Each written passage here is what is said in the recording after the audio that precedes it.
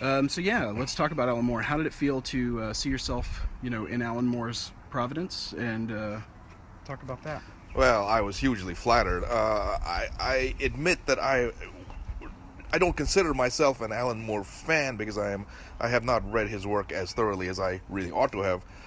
But back in 2015 at the Necronomicon convention in Providence, Rhode Island, a person acquainted with Moore came up to me and said, "Oh, Alan Moore would like to talk to you. He's a big fan of your work. He has your biography and other works of yours." And he slipped me a piece of paper that had Alan Moore's telephone number. Because, of course, Alan Moore does not use a computer, does not have the internet, does not, is not on social media. And so giving him a call or writing him a letter is the only way to keep in touch with him. So a few days after I got back from the convention, I called him up and we had a nice chat for probably more than an hour, and just exchanging views. And he had his publisher send me a number of his publications, including at least the first 5 issues of Providence, along with a number of other works as well.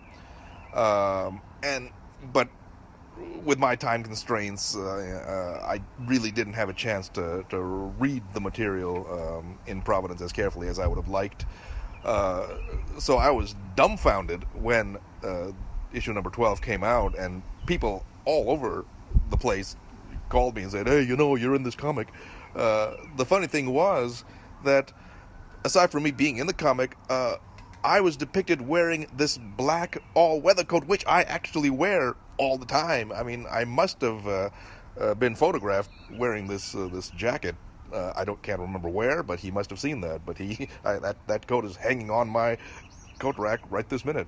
So that was pretty funny. So he did not ask my permission, and there was no need for him to do so. I figure I'm enough of a public presence that anybody can use my image, as long as they don't do it in a slanderous manner. And he didn't. I was highly tickled and flattered and honored to be in this comic.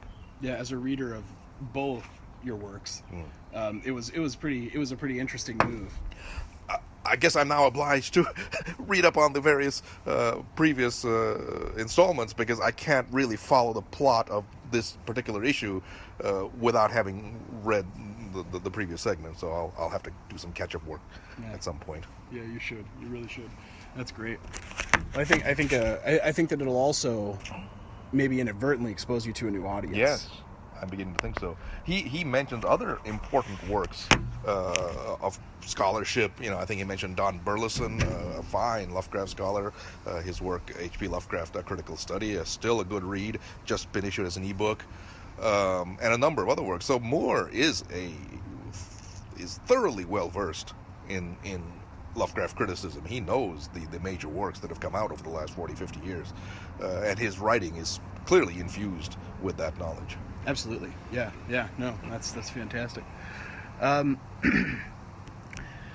This is kind of a broad question, but it's one that I have my own opinion about, and I'd like to hear yours. Why is Lovecraft relevant today? Why did he not fall out of... Why did his voice, his writing, his narrative styles, his universe, his whole... Why is that relevant today? Why did he not just kind of secede backwards over time? It seems to me that Lovecraft is simultaneously timeless in his fiction, but also very rooted in the era in which he lived. And you can read Lovecraft on multiple levels in that fashion. He is timeless because he addresses what he called cosmic issues. What is our place in the universe? What is it to be human? Are we the products of another race? Are we merely ants dancing upon a grain of sand, in Voltaire's expression? These issues, I think, resonate even more today than they did in Lovecraft's own day, because we, living in the post-atomic age, are faced with all manner of threats to our very existence as a species, and now with climate change and other factors. It is very easy now, easier than in Lovecraft's own day, to imagine the world entirely rid of human beings or of all life altogether. And Lovecraft addresses that in a very, very potent way by fictionally imagining us to be the casual products of an alien species, which is, for him, a symbol of human inconsequence in the universe. We don't matter to anybody except ourselves. It won't matter a damn to the universe whether we live or die. And that's a message that, bleak as it is, really resonates with people today. Conversely, Lovecraft is rooted in the era of the 1920s and 30s in a way that lends his work a certain fascination, in the same way that hard-boiled crime fiction or film noir reflects the eras in which it was produced. And so it has that appeal of a different perspective on things. It takes one out of the modern age and back into an era of the 1920s and 1930s where life and attitudes were very different, and so it has an appeal that way. I think also Lovecraft's prose, he's taken a lot of heat for that, for his over-the-top prose, but I think he was a master prose writer. And his prose, it has a kind of incantatory effect. It lures you in. And more significantly, Lovecraft didn't write individual stories. Each story, especially in his later years, builds upon the other, and they become more than the sum of their parts, so that you enter this entire universe of horror and terror and wonder, in which various elements can be seen, drifting, from one story to the next, building power as they do so, with the result that you're not entering just a single story, you're entering a kind of cosmos that becomes very alluring, in the same way that you would enter Tolkien's Middle-earth, or J.K. Rowling's universe. It has that kind of hypnotic effect. And so, in kind of two-part question to follow up. So, in the sense of the classical nostalgic time traveling that people can undertake and go back, and the modern fascination with Victorian era stuff and steampunk stuff, and the more hard-boiled, the pulp and noir, and that whole time period, you're saying that there's the relevance today, not only with cosmicism and the level that he addresses, science as part of our life and that kind of stuff, and the fantasy around that he built, but that there's an element of connection to maybe a time that was less maybe egocentric, maybe a little bit more civilized. I connect with those parts of his writing, and the characters, even the deranged ones, have a sensibility that exceeds the average person I meet in the grocery store. Yes, right. And I think, I'm asking you, do you think that we kind of yearn for that, and do you think that's part of the appeal? Yeah, I mean, for example, today we are so surrounded, indeed smothered, by technology, which is advancing at incalculable speed, literally every day. Lovecraft himself was facing a certain part of that, and he himself complained that the time was moving too fast, that society was progressing or advancing in ways that he didn't approve of. Nevertheless, you take a story like The Whisperer in Darkness. What is that story? It is two people writing letters back and forth to each other.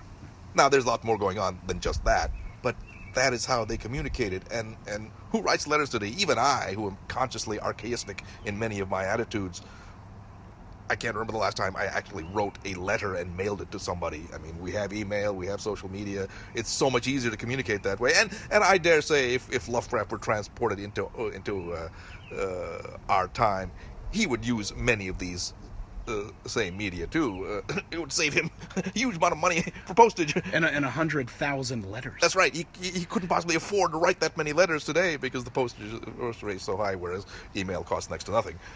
So fine. But Lovecraft did live in a quieter and saner time where the difference between madness and sanity was more pronounced, and that's why when his characters go insane, it really means something. And of course, his personal connection to mental health issues, Yes. and the trauma that it creates in a person's life. And so the second part of that question I wanted to follow up on was the mythos. The idea that when we read Lovecraft, when we read Tolkien, when we read, writers of that ilk that have created such a broad expanse of literature, under the same type of universe, do you think that, and this goes back to relevance of today, why is he more relevant today in some cases than maybe, and my question is it because we're in such a fast food culture, an immediacy culture, a culture that gives us, such quick return on entertainment investment, intellectual investment into media, that you really have the opportunity to explore more? Is that why the mythos, really captures the people of today? Is because it's so, it's the antithesis of that? Well, Lovecraft created the mythos to be open-ended, and indeed he invited other colleagues of his, Robert E. Howard, Clark Ashton Smith, even August Derleth, to elaborate on his mythos. I'm not sure he did it necessarily as enthusiastically as some people think he did. I mean, some of his friends just started writing mythos stories and showed them to Lovecraft, and being a gentleman, he couldn't say, "Oh, I don't like this story, don't publish it." He would never do that. So to some degree, even in his own time, the mythos kind of he lost control of his own mythos.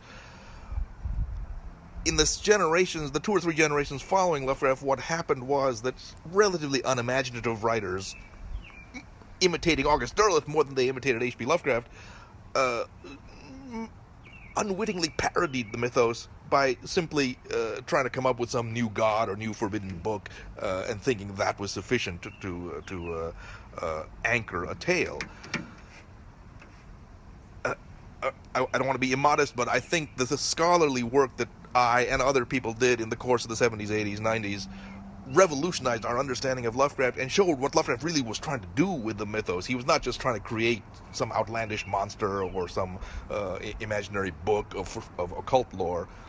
He was using these elements to underscore our fragility in the universe. And I think contemporary mythos writers, ranging from Caitlin Kiernan to Cody Goodfellow to Willem Pugmire and many others, have seized upon the more essential qualities of the mythos rather than its surface elements, and expanded upon that sense of fragility, that sense of cosmic insignificance that underscores Lovecraft's work. And that's a theme that has endless permutations, and that is why, and can be expressed in literature, in film, in comic books, in role-playing games, in all kinds of media. It's an incredibly flexible mythos, and I don't know any parallel to it anywhere in literature. Yeah, you don't really see one. I think what I'm hearing you say and what I've heard you say in other interviews is this cosmic insignificance, and I truly am left wondering after reading Lovecraft, and I'm 35 now, and I found Lovecraft at about 13, and over the years I've felt the same thing. I also felt the same statement being implied, conversely a bit more positive, by Carl Sagan in The Pale Blue Dot, in that we are just a speck of dust floating in the sunbeam. And so when we look up at the stars, when we look into the atom, whether it's micro or macro, we find this whole other universe that exists outside of what it is that we're used to in the day-to-day, and our mindlessness just kind of walking around. Do you feel that in his time period, obviously he was, aware of, the scientific developments of his day, right? Do you feel that he had a nihilist or a pessimistic view of it? Was that Was that a ruse? Was that a play to the reader? Was that a jarring intent to call this stuff to attention? Or do you think that he really had this super dim view of humanity? He himself said, I am not a pessimist, I am an indifferentist. That is, he says, I don't care whether human beings or anything else on this planet lives or dies. Now, even saying that, there is a certain element of misanthropy. It's hard to deny that. But that's what he claimed. He claimed that pessimism itself is a false view of the universe, because he cannot imagine, because it envisions some force actively opposed to human expansion or human benefit. And he says, no, there is no such thing. However, in his fiction, it does take a darker turn. It's not merely that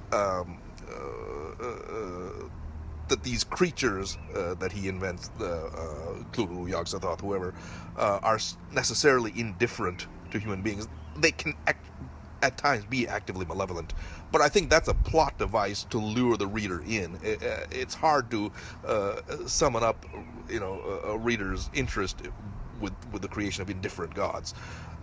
Nevertheless, that indifference is there in a submerged level. I think At the Mountains of Madness, which is my favorite Lovecraft story, really gets to this.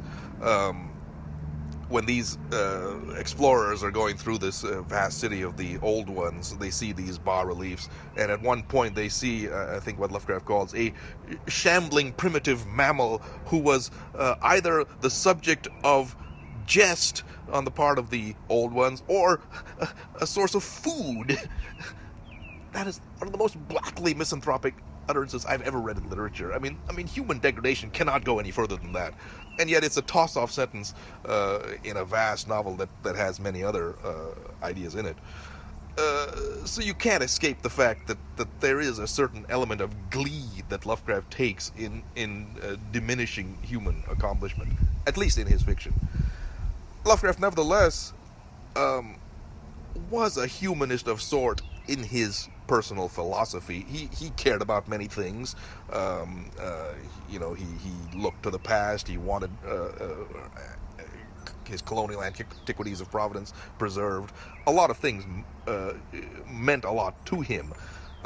He recognized that in the ultimate analysis, nothing really matters, but things do matter to us as human beings. And so he dances a kind of a fine line between optimism, pessimism, indifference, and humanism. Some of his most poignant stories are those in which a character recognizes for the first time that we don't matter. I think Lovecraft's not given enough credit for being a psychologist. Stories like The Shadow over Innsmouth and The Shadow Out of Time are both external and internal in the sense that the horrors come from outside, but they are absorbed or understood by a human psychology that has to deal with these revelations. In The Shadow over Innsmouth, what does the guy do? He finally understands that these horrible creatures that he's been trying to escape in Innsmouth are in fact his own relations. But then he has a kind of revelation and then he embraces those creatures. He recognizes they are a part of his own heredity, and he says at the end, yes, I will go back to them. I will go underneath to that sunken city and be a part of my heritage. Whereas in The Shadow Out of Time, that professor, when he finally recognizes that he has been possessed by a member of the great race, has enormous difficulty dealing with the prospect that he has been thrown out of his own body and thrust into the body of an alien creature from the dim mists of time, and the poignancy of his expression of that psychic dislocation is really, really extraordinary. And Lovecraft doesn't get enough credit for that kind of psychological analysis. Lovecraft's writings were very esoteric for an atheist materialist, cults and other worldly entities. How do we rationalize his blatant anti-religious standpoint with his writings that seem to be almost yearning for something beyond? Well, let's first be clear that Lovecraft really was a dyed-in-the-wool atheist. I actually compiled a slim volume of his writings on the subject called Against Religion. Obviously, his chief attack, or source of attack, was Christianity, but he had contempt for every religion on earth. But he was also an anthropologist. That is to say, he understood the human need for religion. He claimed repeatedly that even though he himself was an atheist, he was not an evangelical atheist. He would not want to rip religion away from people because he felt that that would actually cause danger to society. He felt that radically atheistic mobs, as he called them, might actually run amok and bring civilization down. So he recognized that many people do need a religion to get through the day, from a purely psychological perspective.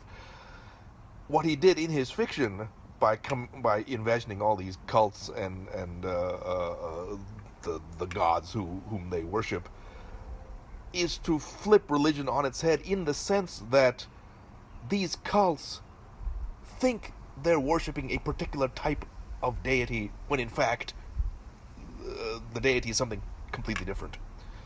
They think that if they help in bringing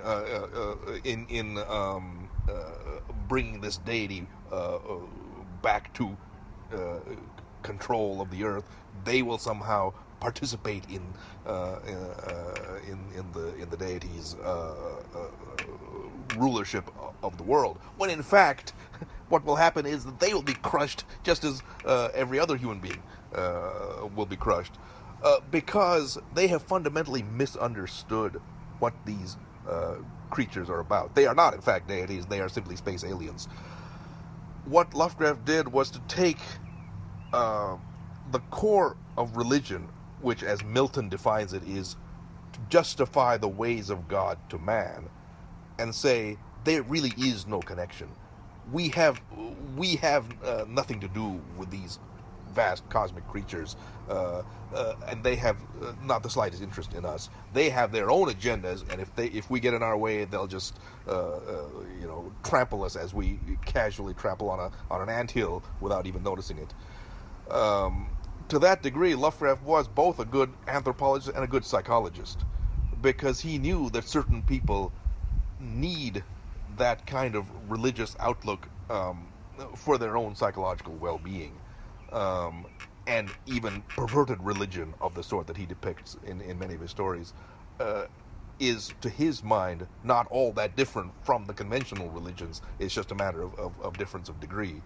So do you find that, indeed, what Lovecraft was doing with his cults and all of this was taking stabs at organized religious structures in saying that these folks are hoping to gain favor with, the deities above, below, beyond, whatever, in some sort of hope to do that, while all the while doing pretty despicable things to get to that point, only to, have the ultimate joke be on them in that no quarter is given. That's right. Lovecraft understood what the essence of religion is. It is to establish a connection between ourselves and what we believe to be a higher power. Since he recognized that was nonsense, he nevertheless understood that his fiction had to depict that kind of phenomenon, because it is so widespread. I mean, religion is a virtually universal phenomenon. The number of atheists, even today, is relatively small. And so, when people are faced with phenomena they don't understand, they automatically appeal to a religious explanation. And that's what Lovecraft is doing in his stories. When an entity like Cthulhu appears, his worshippers have no idea what Cthulhu really is, but think that they will somehow be taken under Cthulhu's wing when Cthulhu wipes off the earth. This happens even in the Dunwich Horror, where the diary of Wilbur Whately expresses a curiosity as to what he will look like after the earth is cleared off. But it is highly likely that he himself will be cleared off along with everybody else.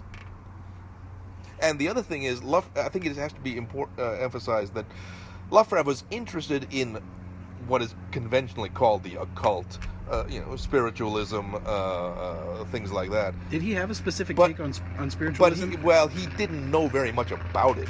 In fact, a lot of the spiritualistic mumbo jumbo that is in his stories was simply taken from the encyclopedia, because he really wasn't much of a student of that field, and didn't even care about it.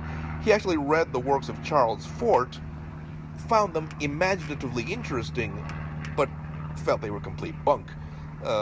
He read other, occult treatises ranging from Eliphas Levi, who's a French mystic from the 19th century, Arthur Edward Waite. He owned Louis Spence's An Encyclopedia of Occultism and used that to mine certain information for his stories. But his interest in the occult was very superficial, and he threw it in his stories just as a more of a research mechanism. It's kind of to add spice to his stories, and to maybe bring in the interest of other readers who might be interested in this stuff. But he himself had little interest or little knowledge of these things. What impact do you feel that Lovecraft has made on the horror genre at the macro level today? Well, the influence is different depending on what phase of weird fiction you're looking at. Immediately after Lovecraft's death, yes, people like August Derleth promoted the Cthulhu mythos, but quite frankly, not a lot of genuine writers worked in that vein initially. They do now, but not then. Strictly mythos stories were not a serious contribution to literature. I think in many ways Lovecraft had a profound effect upon science fiction that is still largely unrecognized. He did have personal acquaintance, brief as it was in some cases, with people like Fritz Leiber, Henry Kuttner, C.L. Moore, Donald Wollheim, who became leading figures in science fiction. And Leiber himself has testified that Lovecraft was a huge formative influence on his writing. I think you can see Lovecraft's influence in a very deep and sort of submerged manner in people like Arthur C. Clarke. 2001: A Space Odyssey in some ways is a kind of Lovecraftian story in the sense of these nebulous vast powers guiding the progression of the human race. Lovecraft says that pretty much in The Shadow Out of Time, and Arthur C. Clarke admitted how thrilled he was when he read that story in Astounding Stories in 1936, and it clearly stuck in his mind for decades. I think you can find Lovecraftian influences in Philip K. Dick also. Again, very submerged, nothing obvious or nothing like a tip of the hat to Cthulhu or anything like that. So some of these science fiction people were actually reading Lovecraft on a deeper level than a lot of the horror people were back in the 50s and 60s. What I think is happening now is that, given that Lovecraft is such a ubiquitous presence, many people in the horror field like to have little tips of the hat to him, ranging from Peter Straub to Stephen King to even Clive Barker, Anne Rice. And what they see in Lovecraft is someone who embodied the essence of weird fiction. That is to say, fiction that, as Lovecraft himself says, depicts phenomena which cannot possibly happen. in part it's supernatural, but in part it is more psychological as well. And a lot of these other later writers have picked up on that in infusing the supernatural and the psychological. Lovecraft's influence can even be detected in people who explicitly reject Lovecraft. People like Ray Bradbury initially was very enthusiastic about Lovecraft, but then pushed Lovecraft away. Also, people like Richard Matheson. They felt that Lovecraft's cosmic stories had taken weird fiction too far from mundane reality. They wanted to bring weird fiction back to everyday life, and they did that brilliantly. But even that is a sort of reaction to what Lovecraft was doing, or at least what they felt Lovecraft was doing. Almost in protest. Yeah. So, and that tradition of Bradbury, Matheson, Richard Beaumont, is that his name? Charles Beaumont, sorry, carried through with the best-selling writers like Stephen King and Peter Straub, who also wanted to depict the supernatural occurring to ordinary human beings, rather than to the sort of remote scientists and scholars of Lovecraft's stories. But nevertheless, they couldn't get away from Lovecraft because he had embodied his conception of weird fiction so powerfully that they were inevitably influenced by it, even when they were trying not to be. And then, speaking to Clarke, 2001, Kubrick, the almost, I guess, insemination of that idea into the consciousness of the whole world. That film really transcended. It made me think of an idea that I've had about how Lovecraft could have potentially been the progenitor of the idea behind what's popularized now with things like Ancient Aliens, with the writings of like Eric von Daniken, and those folks who have put forth these ideas. Do you see any relevance there? Is there any historical evidence to merit that influence? As a matter of fact, a distant colleague of mine named Jason Colavito, you'll have to look at to spell that name, has written an entire book on this subject, in which he maintained quite plausibly that von Daniken and others of that sort did read Lovecraft and were sort of half remembering Lovecraft when they were coming up with their ideas of alien invasion. I think he makes a very strong case about it, and that book ought to be better known, because if he is true, if he is correct in that would be another enormous influence of Lovecraft that has gone undetected until now. I have a feeling that when it all makes sense, right? You start looking at those stories and you see it. That's something that I've always found fascinating.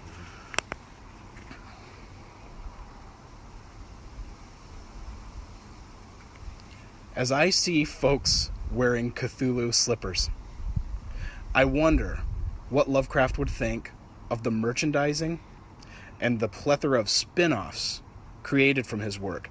Do you think, based on your understanding of his personality, that he would have shunned this spotlight if it were shined on him during his lifetime? Or did he recognize the absurdity in his being passed over by the industry while he was alive, and would probably welcome something like that? Basically, how would it sit with him if it happened? Let's be honest, Lovecraft was very much an elitist, and he was proud to be an elitist. He was writing for a very high level of readership. That comes out in his very dense language, which a lot of us simply, have At the trouble, Mountains of Madness. Reading. Yes, I myself, upon my third or fourth reading of Lovecraft as a teenager, sat down with his books with a dictionary next to me, because I was so frustrated by not knowing some of these, unusual terms that he was using. I felt ignorant when I was reading Lovecraft. Lovecraft was not writing for fools. Nevertheless, he had to publish in cheap pulp magazines because that was the only place where his work, could legitimately appear in a paying venue. He was unfortunately writing at a time when the mainstream magazines did not want to publish this type of work, and so he had to publish in the pulp magazines. That he had no choice in that matter.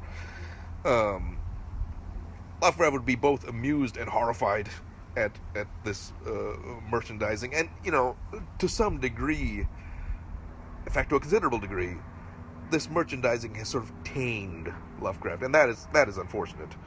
When you have Lovecraft introduced to toddlers, I really doubt that they're understanding the essence of Cthulhu. And you're speaking to the children's books. That's right. That have been created. I mean, maybe it'll lead them on to read Lovecraft's work later, but I wonder if they will be permanently affected by this cutesy atmosphere that Cthulhu has developed, and can genuinely understand the radical nature and terrifying essence of what Cthulhu really is. Who knows? We'll have to see. I personally find any of these things welcomed personally, because it simply gets Lovecraft's name around more. I mean, Lovecraft led a very sad life in the sense that he did not, in fact, get the recognition he deserved, and there were all kinds of historical and psychological reasons why that happened. He himself was not a good marketer of his work. He felt, again, as a gentleman, you did not do that sort of thing. In fact, he didn't even like making money from writing. He felt that was vulgar and beneath him. And inevitably, he ended up in poverty because he had no other career except writing. I am simply dumbfounded that this has happened, and because I can remember a time when I was growing up that Lovecraft was completely obscure, and when I was reading him, I felt that I was totally alone, that nobody else among my circle had any knowledge of this person, and that I myself was part of a sort of secret cult absorbing the works of this esoteric writer. Later, I did learn that many other people were reading Lovecraft. In fact, I came to my maturity in the 70s, exactly when Lovecraft was starting to become a best-selling phenomenon. And that thrilled me, because I obviously want as many people to read Lovecraft as possible. I don't care for Lovecraft to be debased, and he certainly wouldn't have wanted that too, but, the matter's been taken out of his hands. I mean, he has no control. Nobody has any control over where these things go. Do you think that mainstream audiences could handle or would have interest in high-budget cinematic Lovecraftian adaptations in the cinema? Absolutely. For the most part, the explicit Lovecraftian film adaptations have both been very low budget and, frankly, amateur. There are a few exceptions, but not many. And Lovecraft is very difficult to translate onto the screen, let's be honest. Part of it is because so much of Lovecraft relies on language, and I'm not enough of a movie expert to know how you translate that language into film, but it must be a very difficult thing because very few have succeeded at it. And yet, there's more action in Lovecraft than he gets credit for. His stories are not, in fact, as static as many people seem to think. Lovecraft had a very clear sense of narrative progression, and especially in his longer stories, the stories do carry you on from beginning to end, and so that if that is one of the central premises of a film, to just keep you watching, there should be no problem with getting Lovecraft out there on the screen.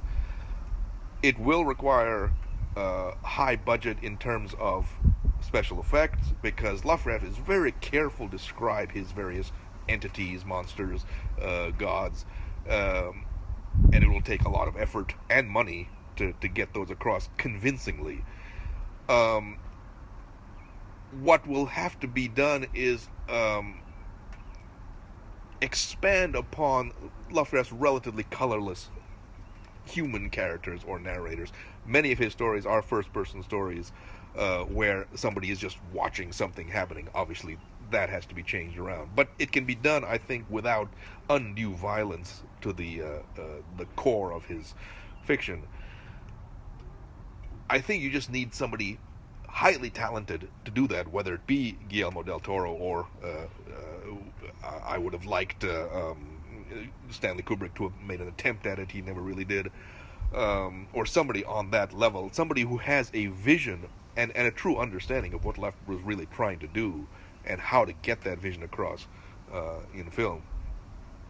Some of the most interesting films are not explicit Lovecraft adaptations, but those that borrow elements from his work, sometimes either unconsciously or covertly. Alien, the great example, I think. John Carpenter's The Thing, another great example, clearly derived from The Mountains of Madness. And there are a number of other things. And have you seen Carpenter's In the Mouth of Madness? Yes, that I feel is entertaining. It's not a profound film, but he certainly drew upon Lovecraft there. I have always felt also that Peter Weir's The Last Wave has to have been influenced by Lovecraft. There is a scene toward the end that is right out of The Shadow Out of Time. Aside from the fact that the whole story is set in Australia, which is where Lovecraft's story is set also, there is no way to get around the Lovecraftian element toward the end of that scene. If anybody who has read the story will say, "Whoa, that's taken right from the story." I have not read enough commentary about Weir to know whether he was familiar with Lovecraft or was making a tip of the hat to Lovecraft, but I have to believe that he was, or somebody involved in that film was. But you do think that there's I wonder if one of the stumbling blocks is really, he's accused of being verbose. The material's pretty intellectual at times. Mm-hmm. And I wonder if one of the stumbling blocks isn't that in and of itself, just that the material's intellectual, that the material isn't suited for your average audience, and if that is what restrains folks like Del Toro or anybody like that being able to get the green light on one of these projects. Well, the irony is that some of Lovecraft's lesser stories, from a purely critical perspective, could actually make good films. Like The Horror at Red Hook is a great urban horror film, and lots of blood and guts all over the place. I mean, it could be a most entertaining film, not a deep film, but surely something that the audience would like to see. The Dreams in the Witch House also, I think, is an inferior story to my way of thinking, but would make a very entertaining story of witches in the old haunted town of Arkham who sort of voyage into the fourth dimension. Yeah, especially visually. Wow, I mean, you could do a spectacular film like that, which mingles, gothic horror with science fiction, and I'm amazed. No, I think that film, somebody has tried to do an adaptation of that film, but I'm not entirely sure how successful that was. But we won't mention names. So some of these other stories could actually, work well, whereas something like At the Mountains of Madness is a very difficult film to adapt, and I'm not entirely sure how Del Toro really have turned the trick, because it is so intellectual, as you say, and so much a matter of somebody just watching something happening, and you can't have that. You have to actually show the thing happening. To them. Yes. Yeah. I think The Shadow Out of Time could be a very good film. I think The Whisper in Darkness could be a good film. Obviously, you're not going to have people writing letters back and forth to each other, but you can envision what is happening in those letters. I think it, more than a big budget, it just takes a director with talent and a vision of what it is to bring a Lovecraft story to the screen. So, ST, what do you make of the cultists who claim Lovecraft was a vehicle for ancient things unimaginable to announce their presence? Well, I'm sorry to say they are pathetically delusional. This is not a recent phenomenon. Lovecraft himself got in touch with some strange person named William Lumley, who exemplified many of the very same traits that we are now seeing in some of these occultists over the last 40 or 50 years. This guy, Lumley, himself believed that Lovecraft was a kind of unwitting channel to the great old ones. I mean, he was Lumley was convinced that these entities were real and that they were using Lovecraft as a means to broadcast their existence to the world, and Lovecraft was, of course, completely unaware of that. And Lovecraft laughed it off. He actually liked the guy. He actually revised the story for him. Took it all in good stride.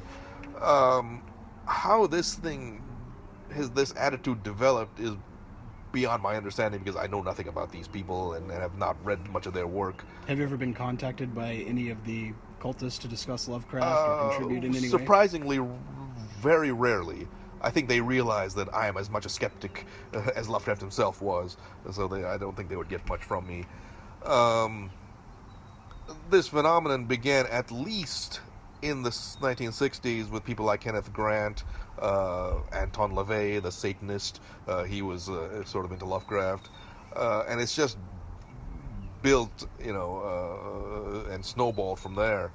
I don't know what these people are trying to accomplish, but let's just say they're way off base. I think they are themselves looking for some sort of ersatz religion outside of the mainstream religions, and they have latched onto this as a means for expressing their own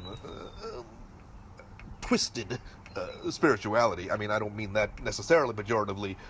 It's obvious that they don't ascribe to the traditional religions. That's fine. But they seem to need some other type of religion to satisfy their yearning for transcendence. But they're not to be taken seriously. So tell me, where can we find your works online? What do you have going on right now? What would you like people to take a look at? Well, I remember what Robert Bloch once said. Robert Bloch corresponded with Lovecraft for 3 or 4 years and said, Lovecraft was my university. Meaning that through this correspondence, Bloch was exposed to all kinds of intellectual and aesthetic phenomena that he would not otherwise have learned on his own. And I feel the same way, even though I did go to a very great university, Brown University. Lovecraft has led me in all kinds of different directions, and I'm continuing to follow those directions, not only in weird fiction, but many other things. In fact, I got so interested in weird fiction and the history of weird fiction that I wrote an enormous 2-volume history called Unutterable Horror, a history of supernatural fiction, and I spent 5 years working on that book. It starts with the Epic of Gilgamesh and goes, to many of the contemporary writers of our day. Another area that Lovecraft has led me in is atheism. I may have become an atheist, at least in part through Lovecraft's influence. I think I was heading in that direction as a teenager anyway, but then I read Lovecraft's letters, as published in the Selected Letters, and the arguments he was offering struck me as extremely cogent and still strike me as very cogent. And so I began exploring not only the principles of atheism in the writings of people like Bertrand Russell or Nietzsche, but I began exploring some of the authors who influenced Lovecraft in that regard, whether you go back to the ancient Greeks or to the 18th century philosophers or any number of other writers.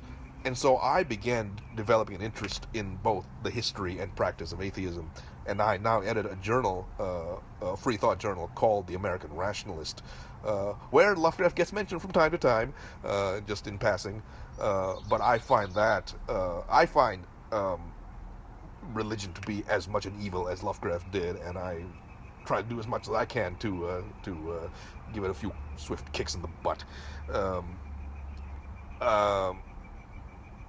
This magazine features a column that I write every issue called The Stupidity Watch, in which I exercise my satirical talents, as Lovecraft did. He was actually a very sharp humorist and satirist. Again, that's something a lot of people don't recognize. But Lovecraft has led me in other directions. People like Clark Ashton Smith, a very interesting writer. I've edited his collected poetry. And from Smith, I went to a poet named George Sterling. I edited his poetry. He was fabulous. Lovecraft led me to Ambrose Bierce. I did a lot of work on Bierce. Arthur Machen, Lord Dunsany, I mean, you name it. My chief works these days are editions of classic horror writers, going back to Poe, Bierce, many others from Lovecraft's own era or the generation preceding it. I'm also interested in contemporary weird writers, people like Ramsey Campbell and Caitlin Kiernan, and I've established relationships with these writers and try to do my bit to promote them. So I have my fingers in a lot of different pies. Is there one place or multiple places where folks can buy your work? Most of my work these days is published by Hippocampus Press, and you can certainly get a lot of my titles through them. I do some work for Centipede Press. Those books tend to be expensive, limited hardcovers, so you might not be able to afford them all. But Centipede Press has me doing a lot of editions of classic horror writers, and I enjoy doing that because it's good to have all their work in textually accurate editions, and I enjoy doing that work. But my work is all over the place. I have taken to doing Lovecraftian anthologies of original writings, especially my Black Wings series. I've done 6 volumes of those. The 6th one is just about to come out. And I've done other anthologies as well. And in the process of doing these anthologies, I've gotten in touch with a lot of very fine contemporary writers, people like Steve Rasnick-Tem or Nancy Kilpatrick, Cody Goodfellow. We are in a great age of weird fiction right now. A lot of good people writing very good stuff, and I think readers owe it to themselves to seek that out. Thank you for allowing me to come here and spend some time in your garden with you. It's been great fun. Appreciate it.